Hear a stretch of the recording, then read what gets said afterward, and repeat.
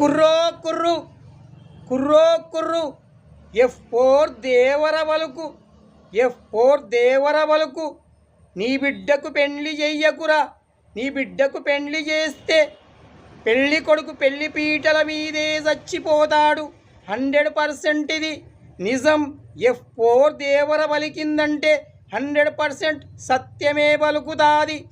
నేను చెప్పిన మాట విను, లేదంటే నీ బిడ్డ నిండు నూరేళ్ళు విధవగానే బతుకుతాదిరా విధవ.